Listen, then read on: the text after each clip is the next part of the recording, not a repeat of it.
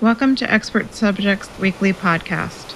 This week, we're continuing the topic of the use of travel in writing, or more specifically in fiction. Travel can be across oceans or within continents, and we will examine the success of this particular genre and how it can enhance your own writing, even if your travels are limited. Homer's The Odyssey, thought to be written around 750 BC, is one of the earliest and most famous literary works known in this genre. Many believe this epic poem to be one of the finest literary creations and the one which set the stage of the journey for all works following. The Odyssey traces the journey of Odysseus or Ulysses for over 10 years as he attempts to return home to his wife Penelope after the Trojan War, who has assumed her husband is dead. Writers who study this classic work will benefit in their own writing as well as their understanding of our literary history and devices that have worked through the centuries. This poem was believed to have been conceived in the oral tradition. Another essential literary post in this genre is The Adventures of Huckleberry Finn by Mark Twain, published in 1885. The Mississippi River is the means of journey in this classic novel, and its characters, Huck and Jim, come across many interesting situations and characters along their water route.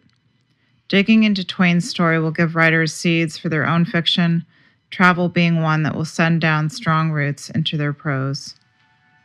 The Heart of Darkness by Joseph Conrad was written in 1902. This is a novella with a story within a story and relates the tale of Marlowe, who transports ivory down the Congo River. Just as Mark Twain used the journey along the Mississippi to explore social themes of racism, civilization, and savagery, Conrad examines the same, and to this day his book is equally studied in high school and college and graduate classrooms.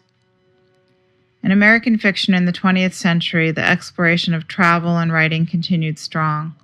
In the early to mid-1900s, Ernest Hemingway and Nathaniel West, D.H. Lawrence, Paul Bowles, and Raymond Chandler all were respected writers who painted vivid and everlasting landscapes for countless readers through the decades.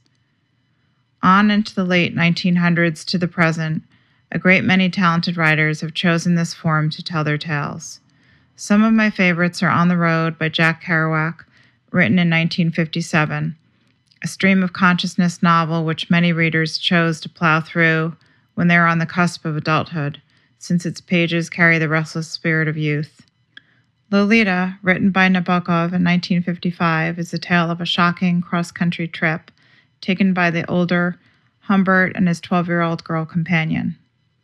100 Years of Solitude by Gabriel Garcia Marquez, written in 1967, is a magical realism masterpiece that has made many readers thirst for South America. For American readers who long to visit more exotic shores and have foreign influence infiltrate their own writing, there are more contemporary writers to discover. From 2006, Absurdistan by Gary Steingart, a Russian immigrant who penned his second and excellent novel. Kitchen by Banana Yashimoto and published in 1988 is an exceptional glimpse into the Japanese landscape. And A Fine Balance by Mystery, published in 1995, a slice of Mumbai that creates an India you won't soon forget. This is just a sampling of some of the incredible work created to inspire you to read and write and explore. For more on the topic of travel and writing, please read this week's article on expert subjects. Until next time, keep writing.